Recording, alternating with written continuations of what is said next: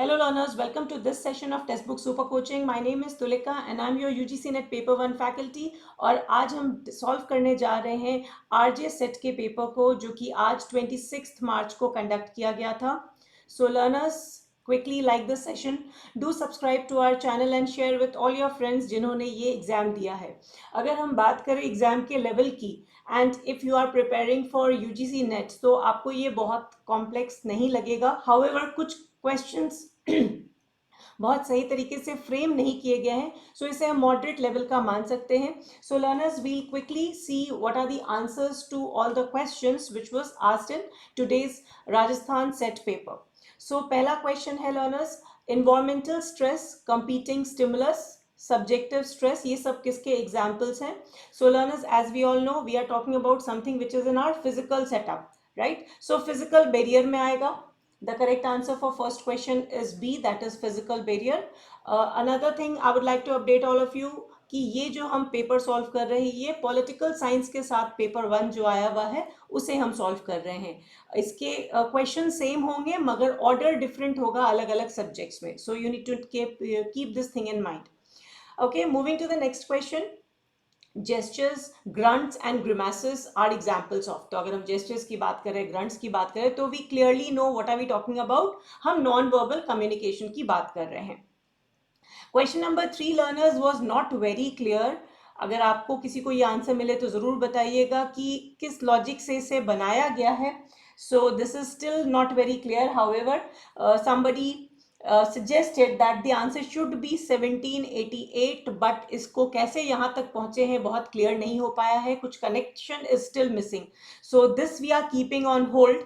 सो question number 3 जिसमें missing series है वो बहुत हम क्रैक नहीं कर पाए हैं.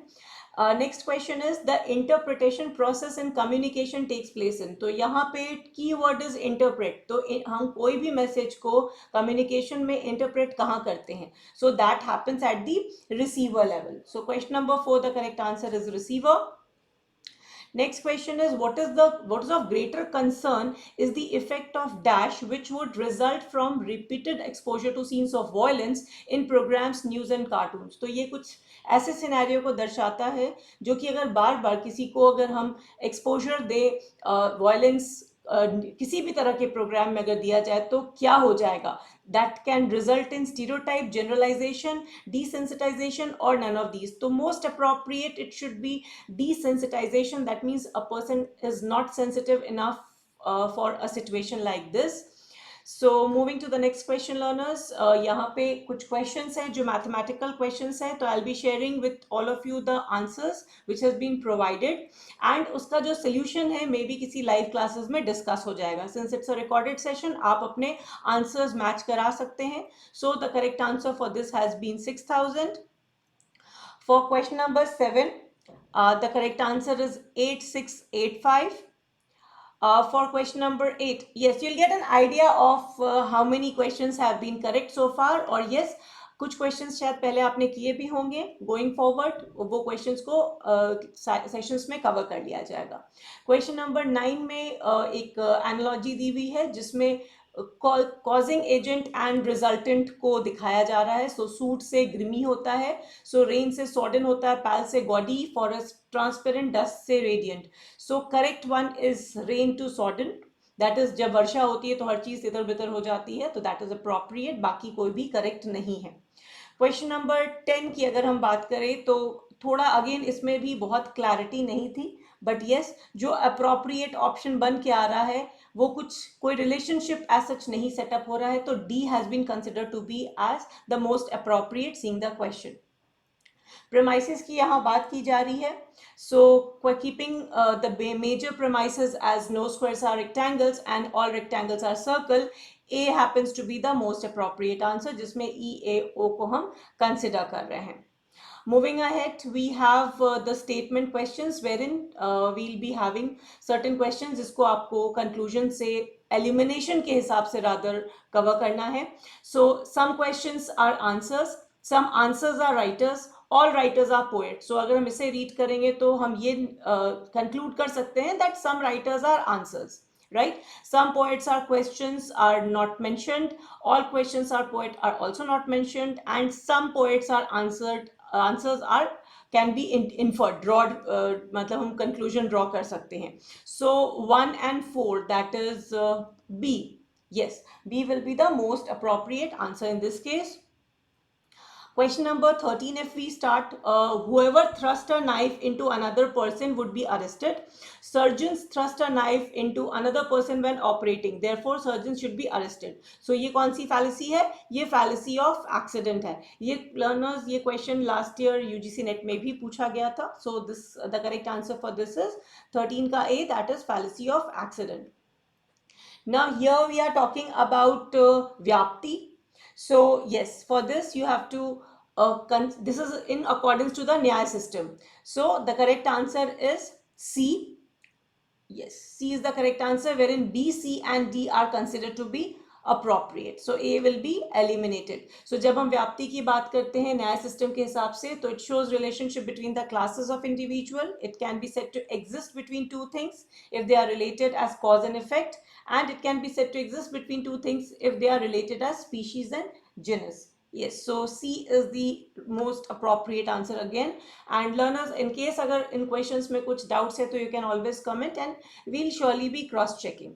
अभी ये बेस्ट एफर्ट बेसिस पे आपके लिए क्वेश्चंस के आंसर्स रेडी किए गए हैं. सो 15 to 19 के जो क्वेश्चन है जो कि इस पर्टिकुलर टेबल पे बेस्ड है, उसके हम आंसर्स एक बार डिस्कस कर लेंगे. For question number 15 the correct answer had been 2322.62. For question number 16, yes, the correct answer has been 60, जहां आपको इंटरेस्ट परसेंटेज निकालना था. Question number 17 has been 4%, that is D. Question number 18, the correct answer is 22.22, that is C. Yes. And if we talk about question number D, जहाँ पे आपको difference निकालना था, so the correct option had been 2960. Again, I repeat, जितने भी mathematical questions हैं वो live classes में discuss कर लिए जाएंगे. अभी चूंकि ये सारे answers जो आए हैं हमारे पास, that we are sharing with you. Next question is, dash is the digital initiative of government of India जो कि हायर एजुकेशन में है, that aims to promote hands on learning of robotics and embedded systems. तो यहाँ हम बात कर रहे हैं ई यंत्रा की. ये हमने पहले भी बहुत बार पढ़ा है, काफी सिंपल क्वेश्चन था. What is the national institutional ranking framework? So learners, ये एक गवर्नमेंट बॉडी है या मेथडोलॉजी है? So the correct answer is it is a methodology. So question number 21, the correct answer is B. Question number 22 में QR code के बारे में पूछा गया है. सो QR code it doesn't stands for quick read, quick response होता है, तो फर्स्ट को हम एलिमिनेट कर देंगे. Yes, and it's a 2-dimensional bar code, that is correct. And it cannot be used for crypto currency wallet address, भी गलत है, क्योंकि इसको इस्तेमाल किया जा सकता है, QR कोड को क्रिप्टो करेंसी वॉलेट एड्रेस के लिए भी यूज किया जा सकता है. So the correct answer is C. Question number 22 का correct answer is C. Question number 23, yes, it is MPEG 4. Question number 23 की वीडियो कंप्रेशन स्टैंडर्ड की जो फाइल है उसको किस फॉर्म में रखा जाता है? Question number 24, certified emission reduction credit represents. तो ये हम जानते हैं जब हम एमिशन की बात कर रहे होते हैं, so emission is always associated with, यहाँ पे मेट्रिक टन्स को दिया हुआ है. So do we talk about nitrogen oxide or sulfur oxide? No. Whenever we are talking about emission reduction, we are focusing on carbon dioxide emission, right? तो कितना metric ton carbon dioxide जा रहा है atmosphere में? So C is the right answer for question number 24. Learners, ये एक question बड़ा interesting सा है, जहाँ पे ascending order में आपको कम से ज़्यादा में बताना है कि इनका footprint रहता है अगर हम बात करें in terms of crops. So learners, the correct answer is A, that is wheat, which comes to around 2000 metric tons.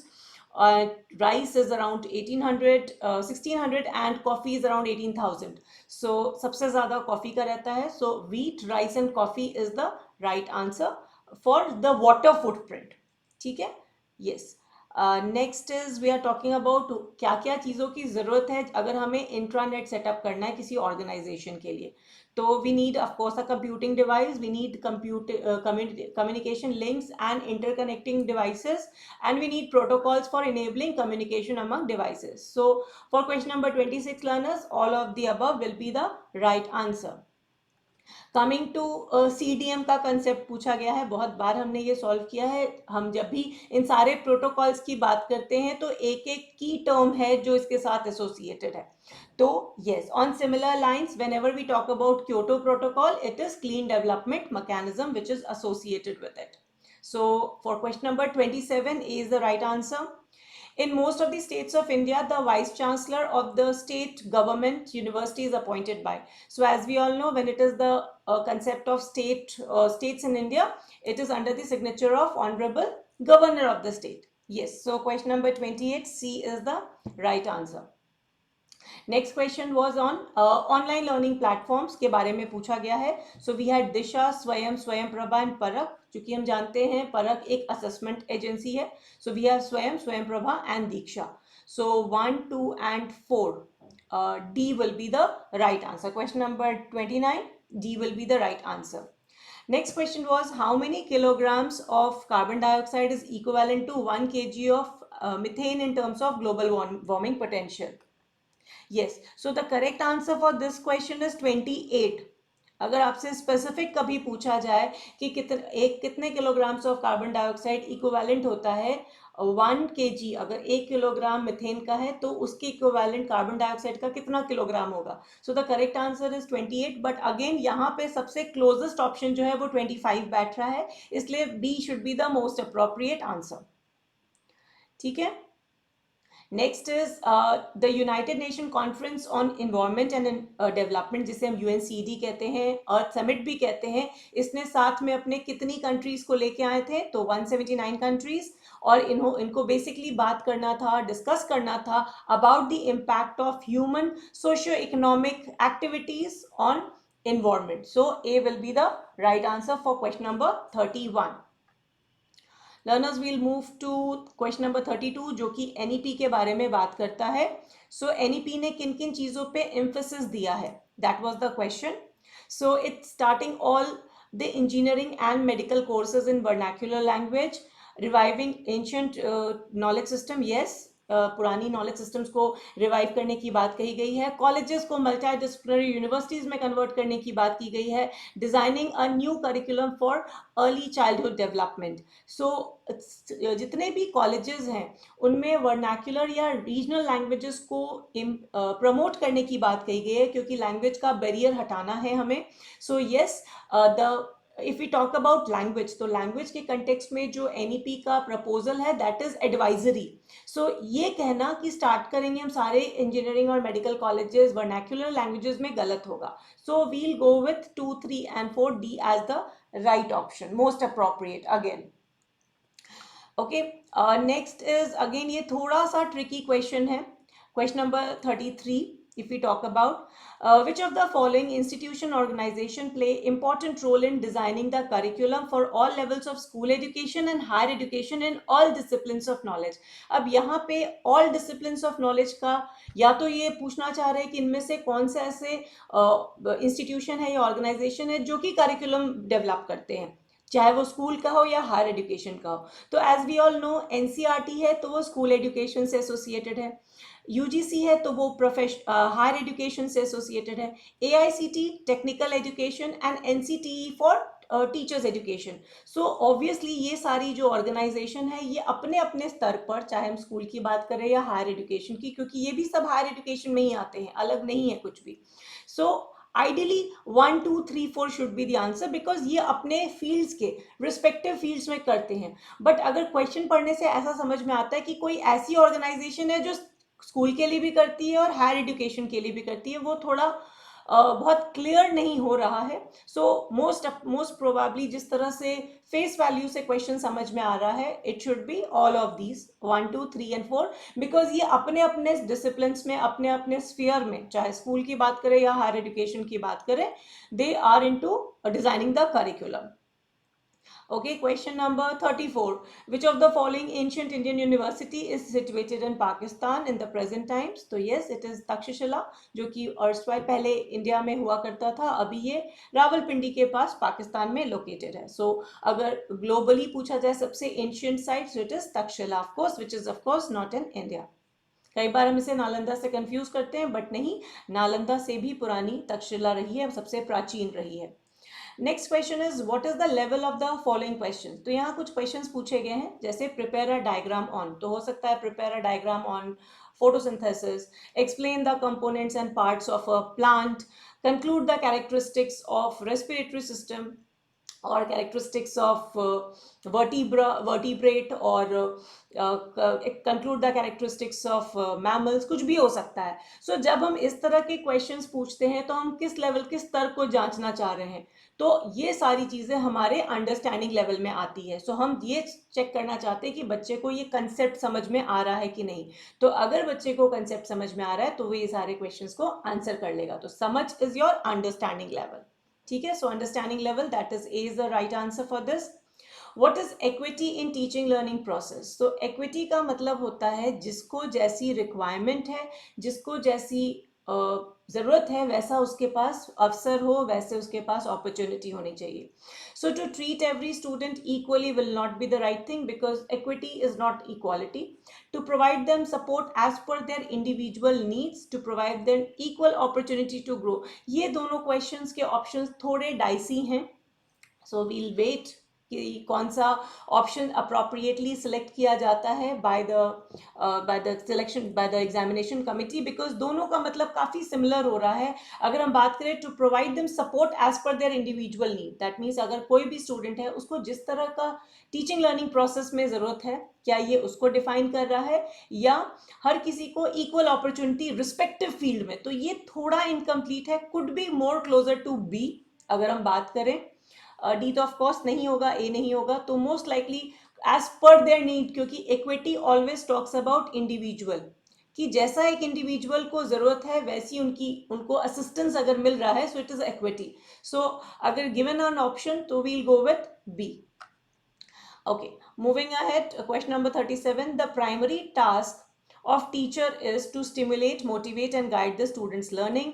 Good habits, teach prescribed syllabus को हम eliminate कर सकते हैं। Yes, main primary task कहा जा रहा है, तो बच्चे को encourage करना, motivate करना, stimulate करना और guide करना कि उनकी learning की पूरी प्रक्रिया कैसे चल रही है। A will be the most appropriate answer, ठीक है। Question number 38. कितना परसेंट प्लेजारिज्म अलाउड है by UGC according to the latest rule and regulation. So as it is plagiarism is something that is when we take up somebody else's work and claim it as ours. So plagiarism को हटाने का सब संभव प्रयास किया जाता है, और आइडियली 10% से ज़्यादा आपके कंटेंट में प्लेजरिज्म नहीं होना चाहिए। कुछ इसमें वेरिएशंस होता है depending upon the type of thesis और study you are doing, but yes, अगर हम एक आधार मान के चले तो 10% जो है within 10 should be is the permissible limit. So 10% यहाँ पे अप्रोप्रिएट आंसर होना चाहिए। कौन से एजुकेशनल्स थे जिन्होंने किंडरगार्टन एजुकेशन सिस्टम दिया था? So we had been studying it off and on, it's Froebel. Next MOOC के बारे में है। सो मूक के जो 4 क्वाड्रेंट्स हैं उस पर क्वेश्चन आए थे, तो yes it is E tutorial जो हम वीडियो के फॉर्म्स में देखते हैं, ई टेक्स्ट जो कि हमें मटेरियल पीडीएफ के फॉर्म में मिलता है, सेल्फ अटेस्टमेंट टेस्ट जो कि हर मॉड्यूल के बाद होते हैं, एंड ऑनलाइन डिस्कशन फोरम रहता है जिसमें आप अपना डिस्कशन कर सकते हैं, right. So this is all which is been included. Yes, just a second. yes. Okay, so question number 40 we just completed 40. Yes, question number 41. इसमें से बताना था आपको which of the following is not useful software to analyze the data obtained through research. So हम अगर research कर रहे हैं तो Microsoft Excel is very helpful, SPSS is very helpful, Python is also helpful in machine languages, but SSPS करके कुछ नहीं होता है, तो इसको हम eliminate कर देंगे, ठीक है। Next is you have to tell which does not belongs to the types of interviews. तो इंटरव्यूज स्ट्रक्चर्ड हो सकते हैं, अनस्ट्रक्चर्ड हो सकते हैं, पर्सनल हो सकते हैं, इम्पर्सनल इंटरव्यूज नहीं होते हैं, so we'll eliminate that. Question number 43. Which of the following is not the example of qualitative research?